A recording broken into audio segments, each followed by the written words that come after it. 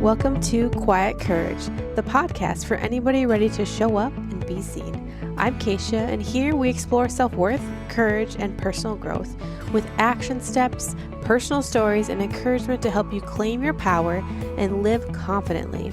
Remembering your worth isn't something you have to earn. Here, we practice living in it every day. So let's take small, brave steps together and start building the lives we've been dreaming of.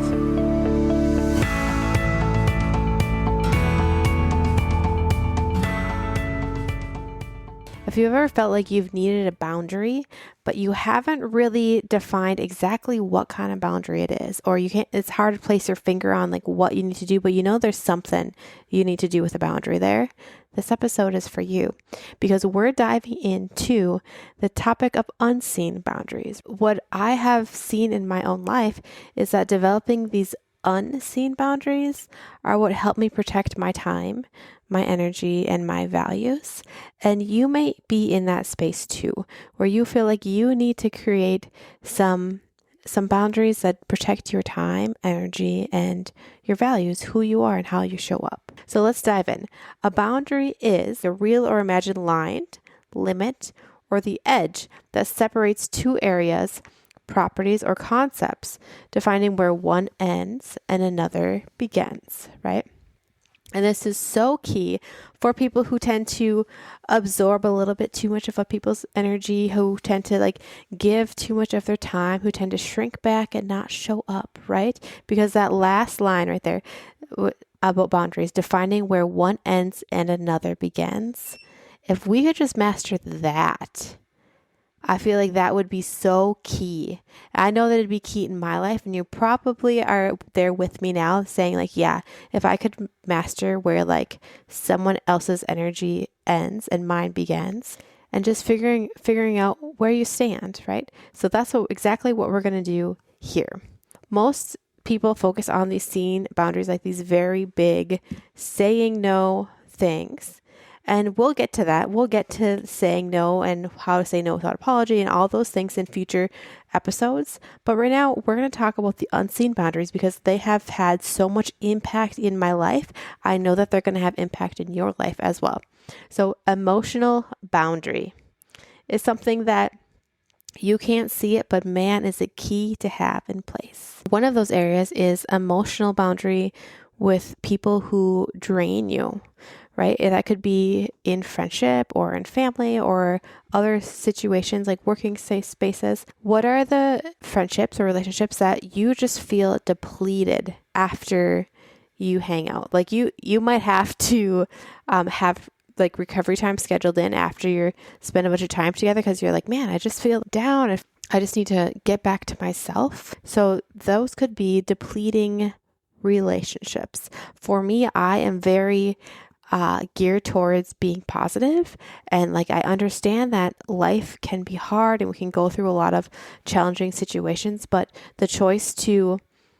I believe it's a choice to be positive and to see the good and see the light and to be able to still laugh and enjoy your life, and that's really important to me.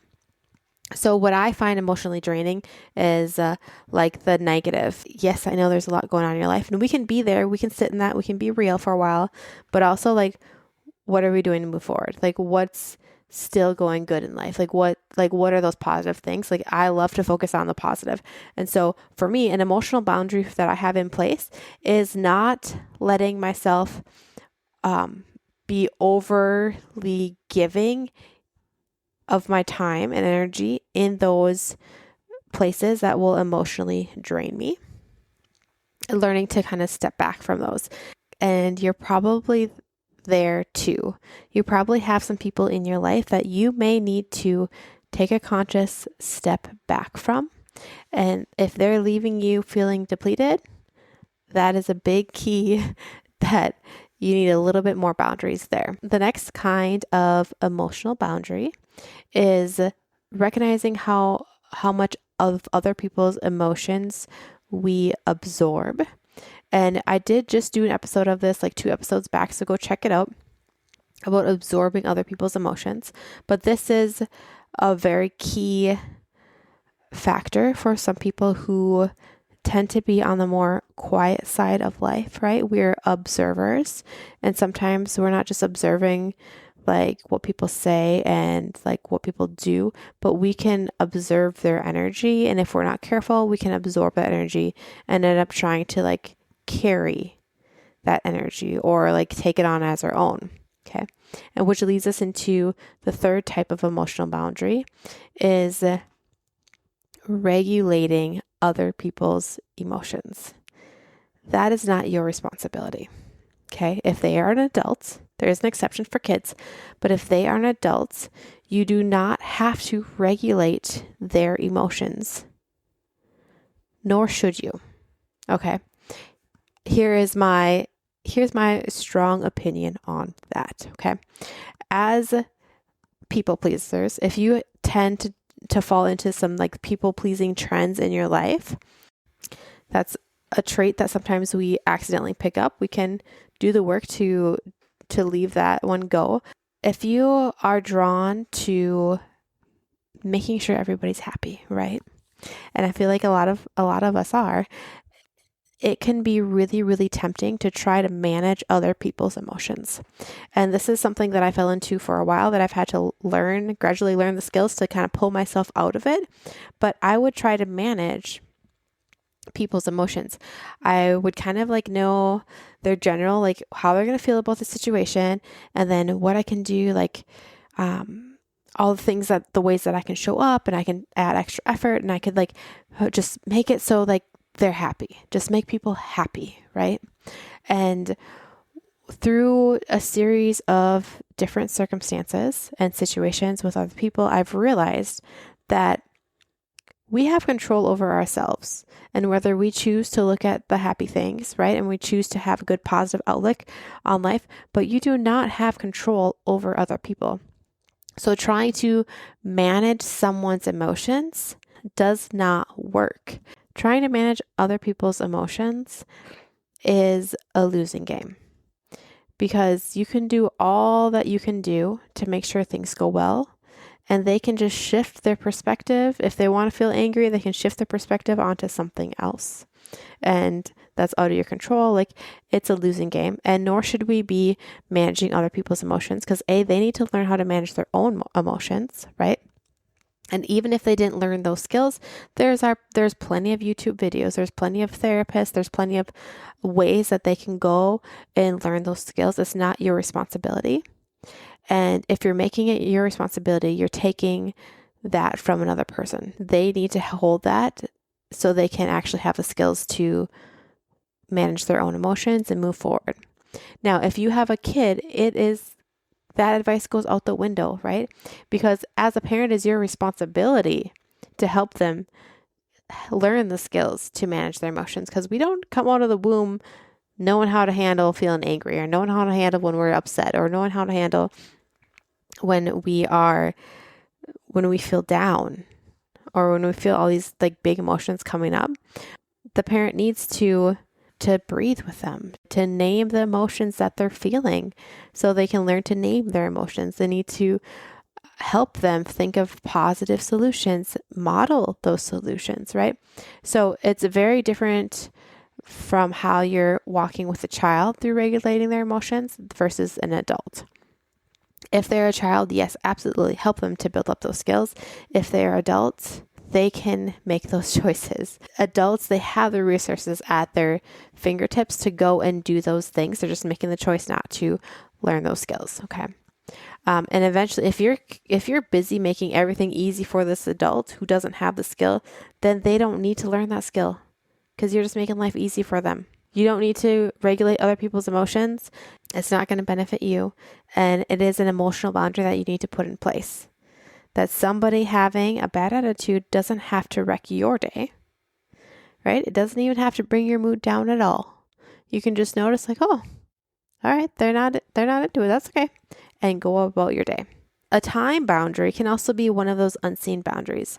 But for this take on a time boundary, I want to talk about guarding your time from overcommitment so that you have the space to invest in yourself. If you tend to have people-pleasing tendencies, you can often fall into this trap of making sure everything is done for everyone, showing up, doing all that you can, but forgetting that you are also human, that you also need to be taken care of, right?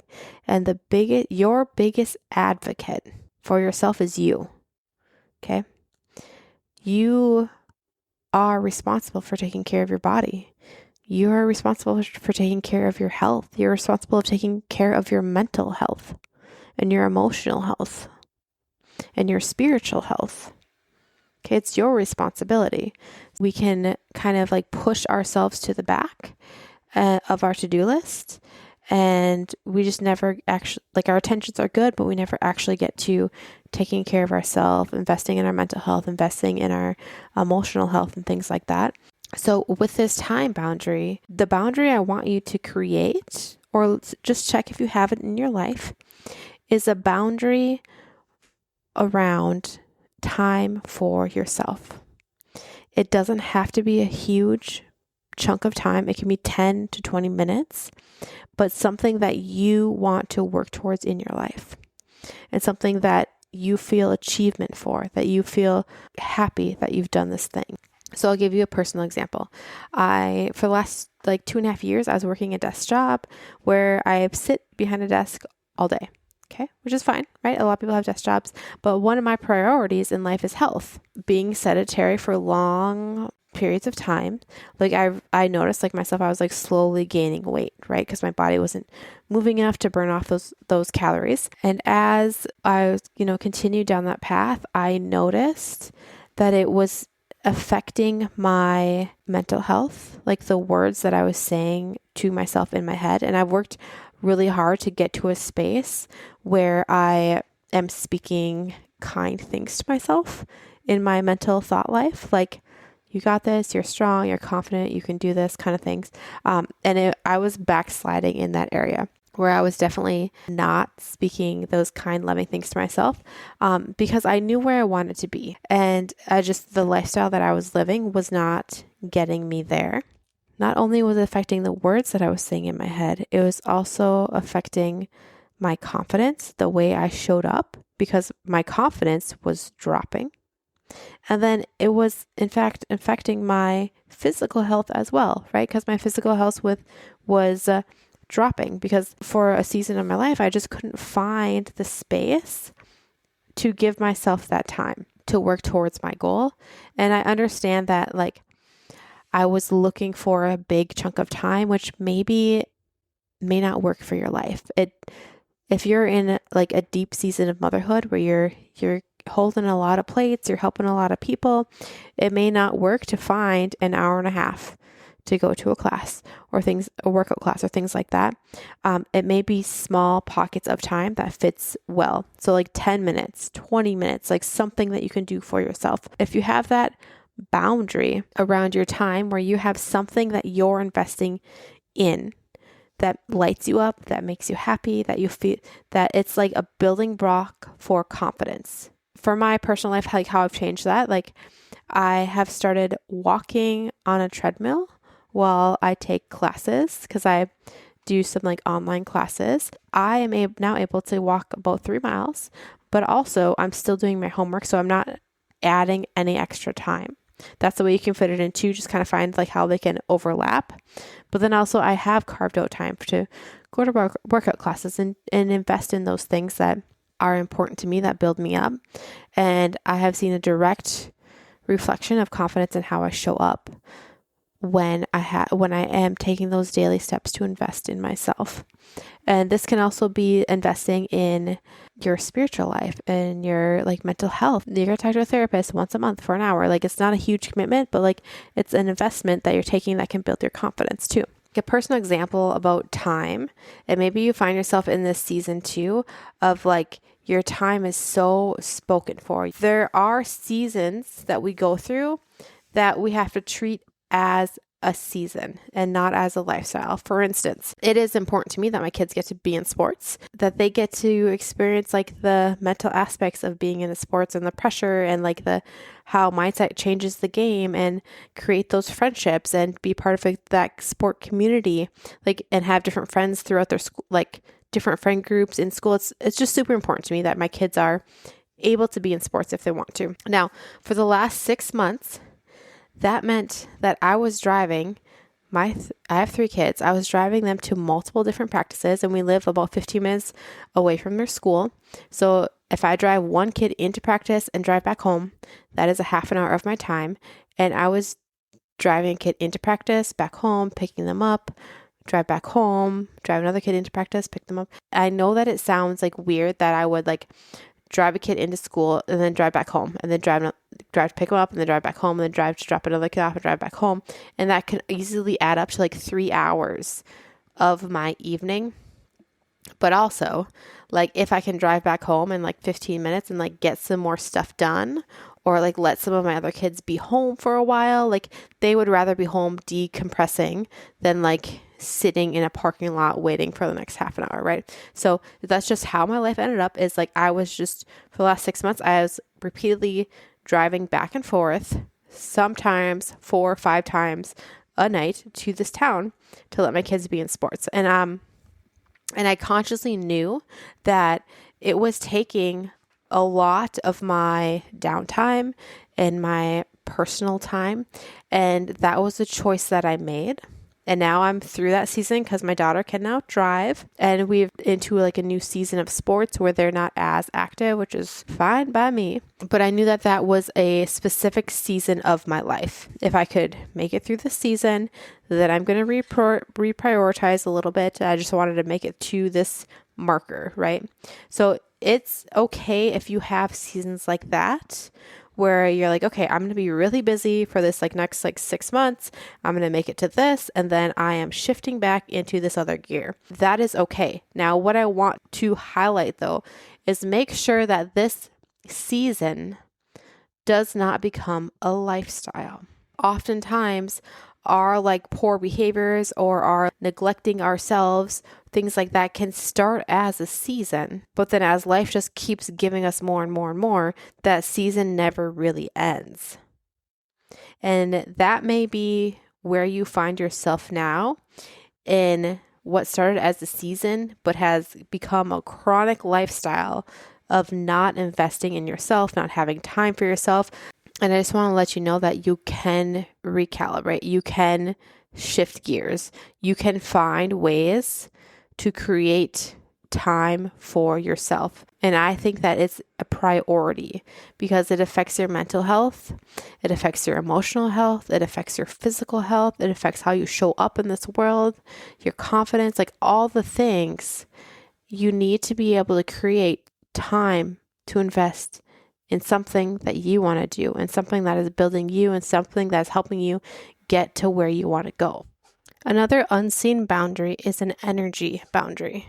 Kind of overlaps with our first two, but I feel like it's worth saying. Energy boundaries are identifying what lights you up and what drains you, and noticing your energy shifts. So if it's after hanging out with somebody, or stepping into a certain kind of environment that can have a negative environment, noticing those so you can take action. And it's not about cutting it off completely, but it's about limiting exposure to things that drain your energy, because your energy can be used for so much more good. Another boundary that's an unseen boundary is a value boundary. Boundaries around what you stand for, who you are, how you show up in life, right? Those are your values, like what you care for at your core. Those are your values. What can happen is if we are not super clear on like what we stand for and who we are and what we believe, we can end up adopting other people's values, and we can end up starting to live our lives from other people's perspectives of what they value. One of these perspectives is, my husband is like, he has an engineer brain, like a spreadsheet brain. Like he's like super duper efficient in all that he does. And he values efficiency.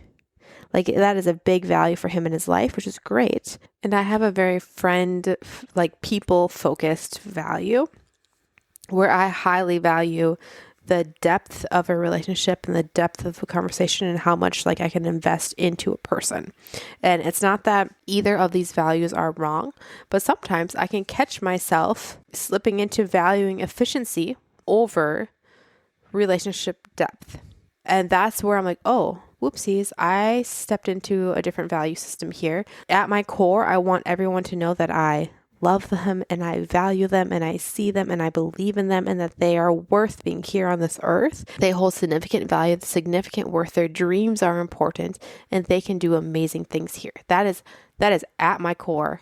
I am an encourager. Sometimes I can slip up and I can slip into efficiency mode instead of add value mode. And that's the time where I'm like, oh, whoops, I'm going to step into my other values here, right? But if I wasn't clear on who I was and at my core who I am, that would be a lot harder to like course correct and like step back into how I want to show up in this world. Now, I would like to highlight this because like a lot of values come around heated topics or like politics or like different kinds of religion and like all these sorts of things. I would like to highlight that it's okay to hear other people's points of view and know where they stand and to know where you stand. And this value boundary doesn't mean just blocking everything out and living in a bubble. It means being pretty clear on what guides you and your choices and having the ability to listen up and open up and hear what other people value is important, but it doesn't necessarily have to influence the way that you show up. Those are conscious choices that we should be making, not like subconscious that we just roll with the flow. Let's jump into some practical checkpoints of where we can see where our values, our energy, our time, and our emotions are going. I want you to check on your last 30 days. Okay, there's 3 things that we're going to check that are going to help us see where our values are at, where our focus is going, where our time is going, where our emotions are going. The first one is your bank statement. I want you to look at your bank statement, see what you've been spending money on for the last 30 days, and ask, does that align with where my values are?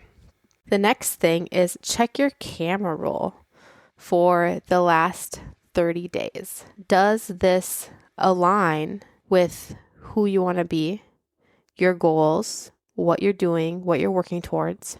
And I feel like this is a really powerful one. I checked my camera and it was all pictures of my kids and, some other projects that I'm working on and like when I need to take a picture of something to problem solve it. But I was so encouraged by that because if I could pick someone to pour my life into and to encourage and to lift up and to spend time with, it would be my kids. So that was a really encouraging one for me. The next spot that I want you just to look back and reflect over for the last 30 days is your calendar. You can see where you're putting your time. So the 3 things to check are your bank statement. Look where your money's going for the last 30 days. Your camera roll, see where your focus has been going. And then your calendar to see where your time has been used. As you look through those 3 things, just like think about like, hey, is this like where I want to be? Do I have things in my calendar or my bank statement or my camera roll that show me that I'm working towards the next version of myself, that I have time to invest in myself, that I am actually becoming the person that I want to be? Or am I allowing life to race me a little bit? Am I not showing up for myself? And as I've stated before, you don't need to make a huge drastic change to show up for yourself. It could be 10 minutes. It could be waking up 10 minutes earlier and putting tea on the stove so you can drink some tea in the morning, right? It doesn't have to be drastic, but just those little ways that we can start investing in ourselves is super important. And as we wrap this conversation up, I'd like you to pick one small thing that you can do this week, whether it's adding some space between a relationship or adding in 10 minutes to your morning so you can start your morning off with tea, or finding time to move your body throughout the week. Just one thing this week that you can invest in yourself and that you can start moving your life in the right direction, in the direction that you want to go. Your small choices that you're making, it may not feel significant to add 10 minutes to your morning so you can wake up with some tea, or to add a walk in your week. But these small compounding choices that you make are going to have a huge effect in the future. I see you, I believe in you, and I'm cheering you on every step of the way.